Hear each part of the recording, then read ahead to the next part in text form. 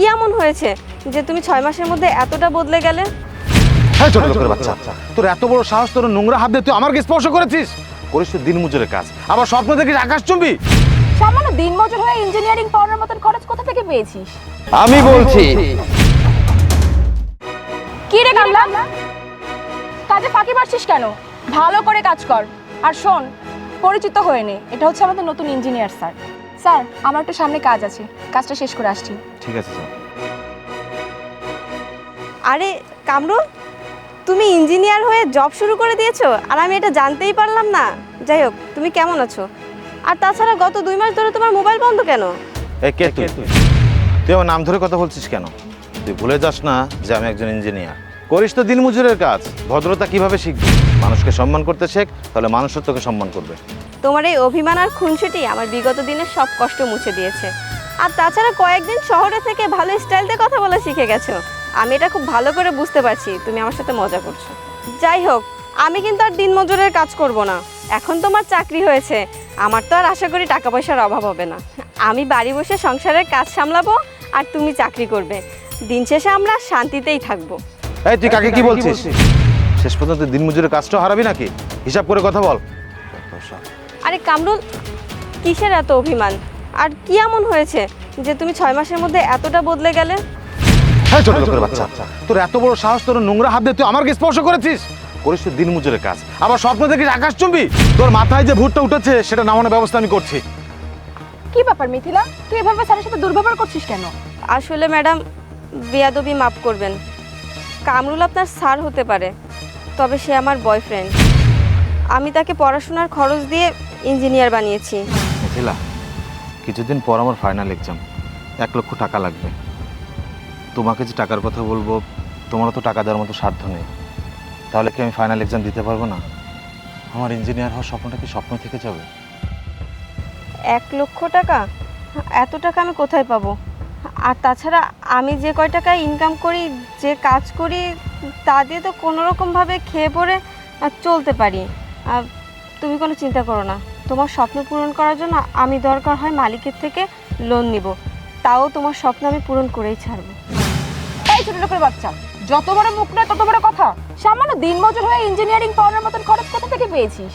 বুঝতে পেরেছি, এভাবে বললেও শুনবে না। এমডি স্যারকে বলে ওর ব্যবস্থা নিতে হবে। আসুন, একটা কথা কান খুলে শুনে রাখ। এই যেন পাশে যাকে দেখতে পাচ্ছিস, আমার গার্লফ্রেন্ড। আমরা বিগত 6 মাস ধরে রিলেশনে আছি। জুলিয়েট, চলো তো এখান থেকে। ওর মতো ছোট লোকের সাথে এখানে দাঁড়িয়ে কথা বলে সময় নষ্ট করতে চাচ্ছি না, চলো। দাঁড়াও কামরুল, আমি আমার প্রশ্নের উত্তর নিয়ে এখান থেকে আমি যাব। কি ব্যাপার, তোকে না আমি জিজ্ঞাসা করছি তুই এতগুলো টাকা কোথা থেকে পেয়েছিস? বল। আমি বলছি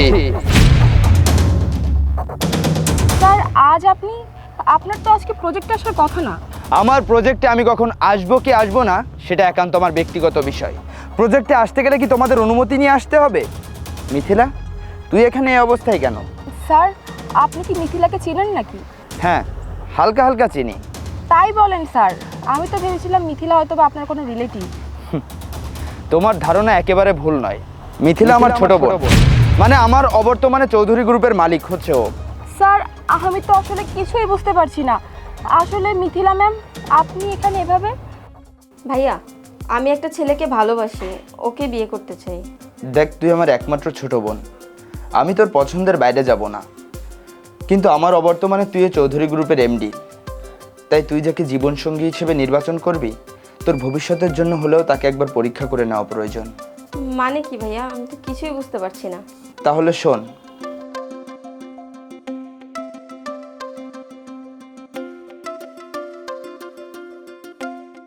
এবার কি বুঝতে পেরেছো? যাক, ভালোই হলো, কেঁচো খুঁড়তে গিয়ে সাপ বেরিয়ে এলো। আমি তোমার মতো একজন অহংকারী মানুষকে আমার প্রতিষ্ঠানের শীর্ষে বসিয়েছিলাম। আমি জানতাম না তুমি এতটা অহংকারী এবং অত্যাচারী। আজকের পর থেকে তোমাকে আমার প্রতিষ্ঠানে দেখতে চাই না। You are fired, leave now. Sir, আমি বুঝতে পারিনি, আপনি আমাকে ক্ষমা করে দিন। মিস জুলি, তুমি খুব ভালো করেই জানো আমি এক কথার মানুষ, আমার কথা আর দলিল এক।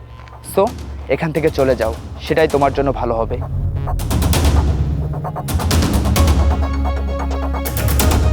মিথিলা, আজ থেকে তুই এই প্রজেক্টে দেখাশোনা করবি। দ্রুত বাড়িতে চলে আয়। আগামী মাসের 10 তারিখে তোর সঙ্গে খন্দকার গ্রুপের মালিকের ছেলের বিয়ে হবে। আমি সেই বিষয়ে কথা বলতে যাচ্ছি। আসি।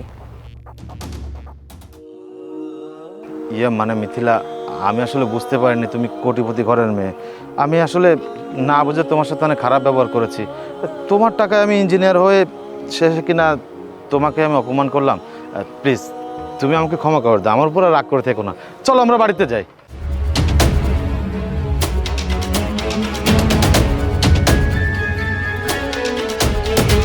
শুনেছিস আমার ভাইয়া কি বলেছে? আর তুই কাকে নাম ধরে ডাকছিস? তুই আমাদের কোম্পানিতে নতুন চাকরিতে জয়েন করেছিস। চাকরিটা হারাতে না চাইলে মালিক পক্ষের সাথে সম্মানের সাথে কথা বল। আর এখন তুই আমার সাথে নত হয়ে কথা কেন বলছিস? একটু আগে তো বলছিলি তুই আমাকে চিনিস না। তোদের মতো কিছু সংখ্যক মানুষ আছে যাদের রাতারাতি আঙুল ফুলে কলা গাছ হয়ে যায়। কলা গাছ যেমন একবার ফলন দিয়ে মারা যায়, তোদেরও একই পরিণতি হয় তোদের কর্মফলের কারণে। তোকে আমি হৃদয়ের গভীর থেকে ভালোবেসেছিলাম। একজন শিল্পপতির বোন হওয়া সত্ত্বেও তোর সাথে সাদামাটা জীবন কাটানোর জন্য আমি প্রস্তুত ছিলাম। আমি ভেবেছিলাম তুই হয়তো ধনীদের ভালোবাসিস না, তাই গরিবের বেশ ধরে তোর সাথে সম্পর্কে জড়িয়েছিলাম। তোর মন মানসিকতা দেখে ভেবেছিলাম তোর মতো একটা ছেলে আমার জীবনে থাকলে আমি অনেক ভালো থাকবো। তাই তো আমি ভাইয়ের কাছ থেকে টাকা নিয়ে তোকে দিয়েছিলাম তোর স্বপ্ন পূরণ করার জন্য। ভেবেছিলাম তুই ইঞ্জিনিয়ার হয়ে আসলে আমি তোকে সবটা ক্লিয়ার করে বলবো। তারপর যখন জানতে পেরেছি তুই ইঞ্জিনিয়ার হয়ে আমাদের কোম্পানিতে জব করতে এসেছিস, তাই এখানে ছদ্মবেশে এসেছিলাম তোর আসল রূপটা দেখার জন্য। এনিওয়ে, দুনিয়াতে পরিবারের উপরে কিছুই হতে পারে না। আমার ভাইয়া এখানে দাঁড়িয়ে যা বলে গেছেন আমি তার অবদ্ধ হতে পারবো না। তুই চাইলে চৌধুরী গ্রুপে চাকরি করতে পারিস, কিন্তু একটা কথা সবসময় মাথায় রাখবি, আমার সামনেও যেন পড়বি না। নো, তোর মুখের এই নোংরা কথা আমি নিতে পারবো না। 10 নারীতে নয়, 1 নারীতে আসক্ত হতে শেখ।